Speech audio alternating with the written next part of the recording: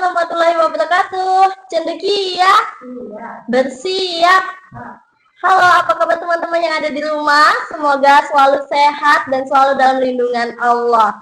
Alhamdulillah, tak terasa kita sudah memasuki bulan suci yang selalu kita rindukan, yang selalu penuh dengan keberkahan, yaitu bulan suci Ramadan. Nah, tentu saja ya teman-teman, saya hari ini akan memandu acara kita, yaitu podcast kajian Cendekia Ramadan, yang akan tidak hanya saya sendiri, tapi saya akan bersama narasumber yang luar biasa. Mari kita sapa dulu. Assalamualaikum Pak. Waalaikumsalam warahmatullahi wabarakatuh. Apa kabarnya Pak hari ini? Alhamdulillah luar biasa Bu Tirta. Alhamdulillah luar biasa. Mungkin boleh sapa teman-teman yang ada di rumah dulu dan perkenalkan dirinya sedikit mungkin. Teman-teman Cendekia, alhamdulillah bersama dengan Pak Slamet, Kepala Sekolah SD Kreatif Cendekia. Oke Pak, terima kasih. Nah, kita hari ini akan membahas sebuah topik yang sangat spesial nih teman-teman dan Pak Slamet. Tentu saja kita akan membahas tentang menyambut Ramadan dengan ceria. Nah, langsung saja nih Pak, sebelum masuk ke topik utama, membahas menyambut Ramadan nih Pak. Menurut Bapak sendiri, Ramadan itu apa sih Pak? Ya, Ramadan adalah sebuah karunia dari Allah, di mana bulan ini penuh dengan hikmah, penuh dengan maghfirah atau ampunan Allah.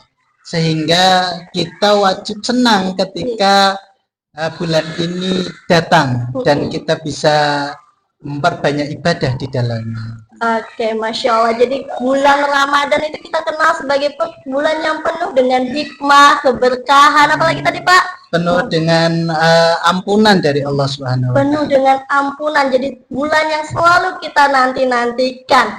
Nah, kata Bapak tadi Ramadan harus disambut dengan kebahagiaan, dengan sukacita. Nah, kalau kita mau menyambut Ramadan dengan ceria, menurut Bapak itu harus seperti apa nih teman-teman di rumah? Iya.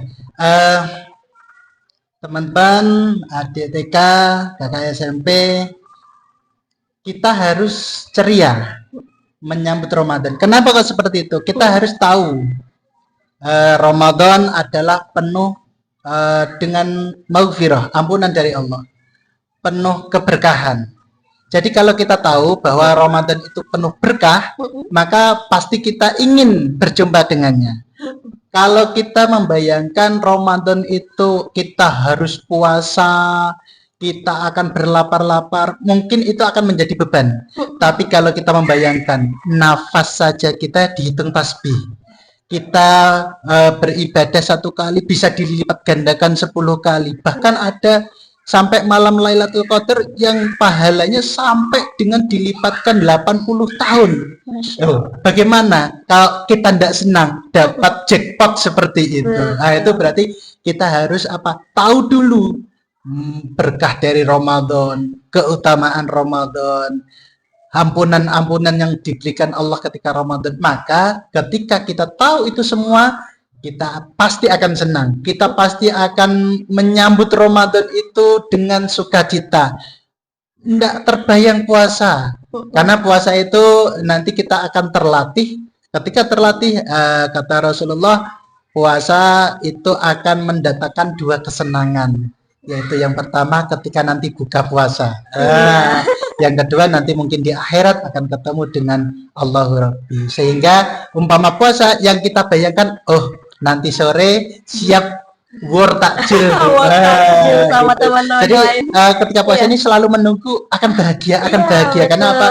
Memimpikan nanti war takjil kita akan beli takjil atau nanti kita buka bersama dengan keluarga. Itu maka itu akan menjadi kita ceria, tidak merasa lemes, sedih dan sebagainya. Atau mungkin pas bangun sahur, aduh ngantuk, biasanya anak-anak mungkin ngantuk, tapi dengan ada ayah, bunda, adik, kakak, kalau bersama-sama ngantuk pun akan menjadi ceria. Betul, karena bulan Ramadan juga jadi tempat di mana keluarga berkumpul kali ya Pak ya. Iya, itu salah satu keberkahan. Mungkin di luar Ramadan Bu Tirta, jarang sekali yang bisa makan bareng bersama satu keluarga bareng.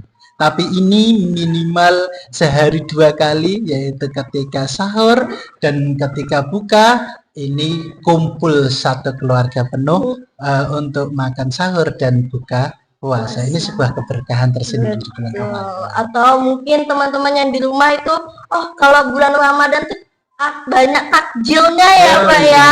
Biasanya nggak ada di hari lain, tapi pas bulan Ramadan ada nih. Itu salah satu keberkahan di bulan Ramadan itu sendiri. Jadi jangan dipikirkan bebannya dulu, tapi dipikirkan keberkahan, kebahagiaan kecil dari setiap langkah kita menuju Ramadan sampai akhir begitu ya Pak. Betul ya, setiap satu kecil kita syukuri, insya Allah keberkahan itu akan datang bertambah dan bertambah lagi. Apalagi kegiatan Ramadan itu banyak dan menyenangkan ya Pak ya. Dari ngabuburit sama teman-teman atau sama keluarga, nyiapin buka, nyiapin sahur, tarawih juga. Gitu. Itu yang menjadi memori ya. Jadi yang kecil-kecil dengan orang tuanya yang mungkin di bulan-bulan lain agak kurang ke masjidnya, ini kesempatan bisa kita memakmurkan masjid dengan sholat tarawih berjamaah bersama keluarga.